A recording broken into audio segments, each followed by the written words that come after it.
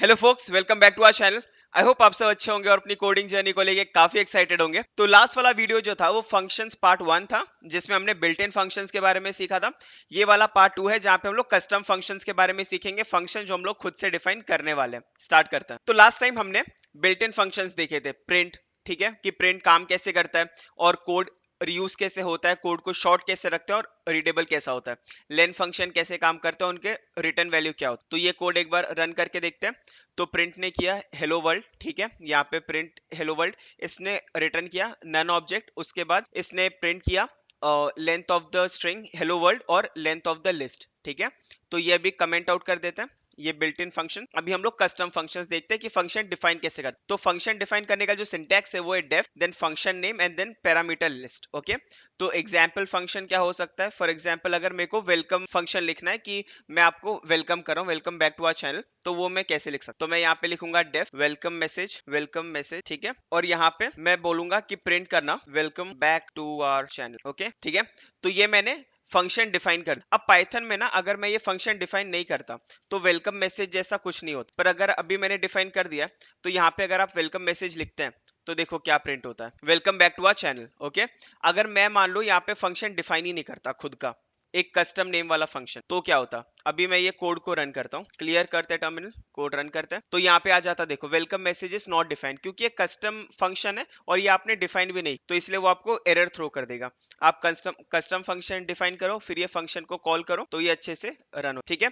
तो ये example function. और यहाँ पे क्या होता है? डेफ, जो फंक्शन डेफिनेशन के लिए इंपॉर्टेंट है, तो डेफ का मतलब डेफिनेशन, फिर फंक्शन का नाम और पैरेंथेसिस के अंदर लिस्ट। अभी हमने कुछ पास नहीं किया पर हम इसमें लिस्ट पास कर सकते, लिस्ट में हम लोग स्ट्रिंग पास कर सकते हैं, लिस्ट पास कर सकते हैं, काफी कुछ पास कर सकते हैं, जिसके थ्रू हम फंक्शन के अंदर ऑपरेशंस करें। फिर फंक्शन के अंदर आप ऑपरेशन कर सकते हैं, addition, subtraction, multiplication, list, concat, कुछ भी। पर यहाँ पे हमने अभी सिंपल रखने के लिए सिर्फ प्रिंट किया है और यहाँ पे हमने कुछ रिटर्न नहीं किया है। तो जैसे हमने प्रिंट स्टेटमेंट में हम कुछ रिटर्न नहीं करते थे, तो वो क्या प्रिंट करता था? नन ऑब्जेक्ट, ठीक है। तो अभी मैं यहाँ पे प्रिंट करता हूँ वेलकम मैसेज, ठीक है। तो ये देखो क्या प्रिंट कर, नन ऑब्जेक्ट, क्योंकि अगर हम कुछ रिटर्न नहीं करेंगे तो ये नन ऑब्जेक्ट प्रिंट करेगा, ठीक है। अभी इसके बाद होता है वेरिएबल स्कोप। अभी वेरिएबल स्कोप क्या होता है? वेरिएबल स्कोप का मतलब है कि फंक्शन के अंदर ना आप जो वेरिएबल डिफाइन करते हैं ना, वो आप बस फंक्शन के अंदर ही यूज कर सकते। फॉर एग्जाम्पल ये वाले फंक्शन मैं एक बार फिर से यहाँ पे कॉपी करता हूँ। अभी मैं क्या करता हूँ, यहाँ पे प्रिंट के जगह पे मैं ना इसको एक वेरिएबल में डिफाइन कि मान लो स्ट्रिंग str वेलकम वेलकम, ठीक है। ये वेलकम स्ट्रिंग हो गया। अभी यहाँ पे हम प्रिंट करेंगे प्रिंट वेलकम स्ट्रिंग, ठीक है। तो यहाँ पे हमने प्रिंट वेलकम स्ट्रिंग किया, तो ये वेलकम स्ट्रिंग प्रिंट हो जाएगा। अभी मैं इसको कमेंट आउट करता हूँ और इसको भी कमेंट आउट करता हूँ और ये फंक्शन रन करके क्लियर टर्मिनल, ओके। तो ये देखो अभी ये फंक्शन अच्छे से एग्जीक्यूट हो गया विदाउट एनी एरर। अब मैं क्या करता हूँ, यहाँ पे ना मैं वेलकम मैसेज कॉल कर, तो यहाँ पे आ गया welcome back to our channel, print हो गया, ठीक है। अभी ये जो वेरिएबल है ना, ये वेरिएबल में प्रिंट कर रहा हूँ, ये वेरिएबल में ये स्ट्रिंग स्टोर है और मैं प्रिंट कर रहा हूँ। पर अगर मैं फंक्शन के डेफिनेशन के बाहर अगर मैं इसको एक्सेस करना चाहता हूँ, ये वेलकम मैसेज प्रिंट हो रहा है, उसके बाद मैं चाहता हूँ मैं फिर से एक और बार ये वेलकम स्ट्रिंग को प्रिंट करूँ, तो देखते हैं क्या होता है, ठीक है। अभी यहाँ पे आप समझ गए क्या हो रहा है कि ये डेफिनेशन, फंक्शन का जो डेफिनेशन है ना वो बस यहाँ तक, और पाइथन में ना इंडेंटेशन होता है कि जो भी मान लो डेफिनेशन के लेवल पे रहेंगे ना वो फंक्शन के बाहर रहेंगे। तो जो वेलकम मैसेज है फंक्शन के बाहर है और ये प्रिंट भी फंक्शन के बाहर है, और ये वाला जो वेरिएबल है ये फंक्शन के अंदर मैंने डिफाइन करके रखा। तो मैंने फंक्शन के अंदर डिफाइन किया और फंक्शन के अंदर मैं ये वेरिएबल को यूज कर रहा हूँ, तो ये चल जाएगा। पर क्या मैं ये सेम वेरिएबल को फंक्शन के बाहर यूज कर सकता? तो ये चेक कर, ठीक है। तो यहाँ पे आपने देखा welcome back to our channel print तो हो गया, पर यहाँ पे ये क्या बोल रहा है, ये print 43 line number, 43 line number मतलब यहाँ, ठीक है। ये क्या बोल रहा है कि welcome string is not defined. इसको नहीं पता वेलकम स्ट्रिंग क्या है, तो इसको हम बोलते हैं वेरिएबल स्कोप, ठीक है। वेरिएबल स्कोप का मतलब क्या होता है कि कोई भी वेरिएबल अगर आप फंक्शन के अंदर डिफाइन कर रहे हो तो उसका स्कोप मतलब उसका वैलिडिटी वो फंक्शन के अंदर ही है। आप जो जो वेरिएबल आपने फंक्शन के अंदर डिफाइन कर रखा है उसको आप फंक्शन के बाहर यूज नहीं कर सकते, ठीक है। तो इसको बोलते हैं वेरिएबल स्कोप। तो ये काम नहीं करेगा अगर आप कोई भी एक वेरिएबल जो फंक्शन के अंदर डिफाइन है उसको बाहर, अगर मैंने वो प्रिंट बाहर अगर मैंने नहीं लिखा, सिर्फ मैंने फंक्शन के अंदर लिखा, तो वो अच्छे कोड चल जाएगा। तो इसको बोलते हैं वेरिएबल स्कोप, ठीक है। अब हम देखते हैं, को कॉपी करते हैं। अब हम देखते हैं कोड रीयूजेबिलिटी हमने बिल्ट इन फंक्शंस में भी देखा था, जहाँ पे हम लोग प्रिंट फंक्शन को मल्टीपल स्ट्रिंग्स के लिए यूज कर सकते हैं, लिस्ट के लिए यूज कर सकते हैं, बट कस्टम फंक्शंस के लिए भी देख, ठीक है। अब यहाँ पे डिफाइन वेलकम मैसेज, तो मैं यहाँ पे क्या करता हूँ कि मैं यहाँ पे ना दो स्ट्रिंग इनपुट लेता हूँ कि मेरे को कौन से ग्रुप को वेलकम करना है, ठीक है, और कौन से प्लेटफॉर्म पे वेलकम कर, ठीक है। तो यहाँ पे ना मैं एक वेलकम स्ट्रिंग बनाऊंगा जहाँ पे मैं लिखूंगा कि welcome string is equal to welcome, यहाँ पे वेलकम प्लस यहाँ पे मैं लिखूंगा ग्रुप का नाम, मान लो मेरे को कौन से ग्रुप को वेलकम करना है, ठीक है। उसके बाद मैं बोलूंगा वेलकम बैक, वेलकम और वेलकम स्टूडेंट और welcome back students to our channel और टू आवर प्लेटफॉर्म, ठीक है। और यहाँ पे ये वेलकम स्ट्रिंग प्रिंट, ओके। तो यहाँ पे आप देख रहे हो ये प्लस का मतलब क्या होता है, ये हमने स्ट्रिंग्स में सीखा था। प्लस मतलब स्ट्रिंग को कॉन्केटिनेट करता है। तो ये क्या करेगा, वेलकम बैक लेगा, ग्रुप को कॉन्केटिनेट कर देगा, ज्वाइन कर देगा, फिर टू आवर प्लेटफॉर्म, प्लेटफॉर्म को ज्वाइन कर देगा, ठीक है। तो ये प्रिंट करेगा वेलकम। अभी देखो क्या होता है, अगर मैं welcome message without any input call करता हूँ तो ये हुआ। अभी मैं इसको क्लियर करता हूं और ये फंक्शन रन, तो ये क्या बोलेगा कि वेलकम मैसेज को 2 आर्ग्यूमेंट चाहिए बट आप कुछ पास ही नहीं कर, ठीक है। तो ये आप एरर याद रखना, ठीक है, ये क्यों हो रहा है और इसको ना हम लोग आगे चल के सॉल्व कर सके। तो अभी के लिए हम लोग क्या करेंगे, क्लियर कर, अभी के लिए हम यहाँ पे पास कर कि वेलकम कोडर्स, ग्रुप का नाम क्या है कोडर्स, और हमको यूट्यूब पे इनवाइट, यूट्यूब चैनल, ठीक है। तो अभी मैंने इसको सेव किया, कोड रन करते हैं, तो ये आ गया welcome back coders to our platform YouTube channel, ठीक है।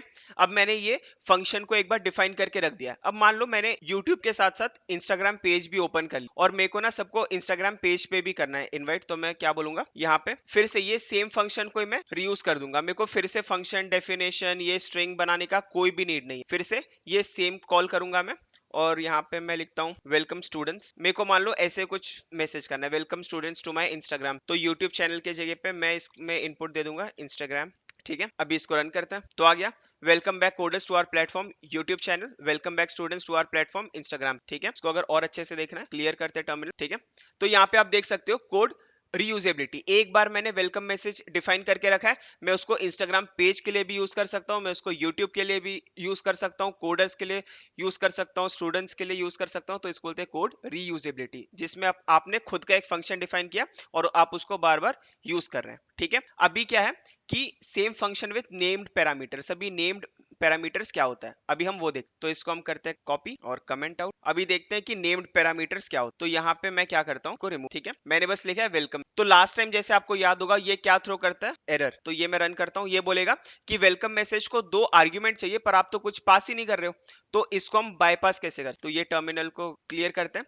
तो उसमें एक कंसेप्ट आता है नेम्ड पैरामीटर्स, तो यहाँ पे ना हम लोग डिफॉल्ट नेम दे, तो हम ना मान लो बोलेंगे कि इनकेस अगर कोई पास करना भूल जाता है तो डिफॉल्ट में आपको क्या प्रिंट करना है, तो ग्रुप का जो डिफॉल्ट होगा वो होगा कोडर्स, ठीक है, और प्लेटफॉर्म का जो डिफॉल्ट होगा वो होगा यूट्यूब चैनल, ठीक है। अभी देखते हैं ये कैसे काम, और ये क्या प्रिंट, मैंने सेम वेलकम मैसेज के अंदर कुछ भी पास नहीं, ठीक है।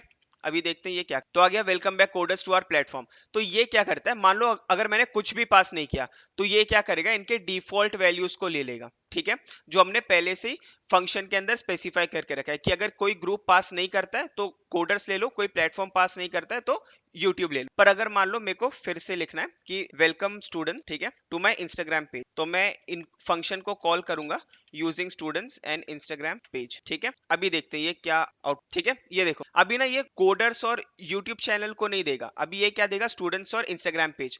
तो इसका मतलब आप समझ रहे हो क्या हो रहा है कि नेम्ड पैरामीटर्स काम कैसे करता है, कि अगर आपने कुछ इनपुट पास नहीं किया है तो वो डिफॉल्ट लेगा, पर जैसे कि यहाँ पे मैं इनपुट पास कर रहा हूं तो जो मैं इनपुट पास करूंगा ये वही वाला इनपुट, ओके। तो ये हो गया refactor same function with name parameter. अब इसको कमेंट आउट करते हैं, अब ये देखते हैं कि return more than one variable, क्या मैं एक से ज्यादा वेरिएबल रिटर्न कर सकते, तो यहाँ पे हम एक फंक्शन लिखेंगे डिफाइन एडिशन, ठीक है, डिफाइन एड। तो यहाँ पे हम 2 इनपुट लेंगे x कॉमा y, ओके, और यहाँ पे मैं बोलूंगा कि return x plus y comma true, ठीक है, tr, ओके।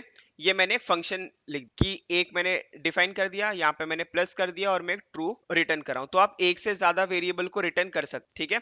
अब मैं यहाँ पे क्या करूंगा, मैं यहाँ पे 2 वेरिएबल्स की रिजल्ट, और मैं कैप्चर कैसे करूंगा कि रिजल्ट कॉमा फ्लैग, ठीक है, और past is equal to add of, अभी मैं करता हूँ एडिशन ऑफ 3 कॉमा, ठीक है।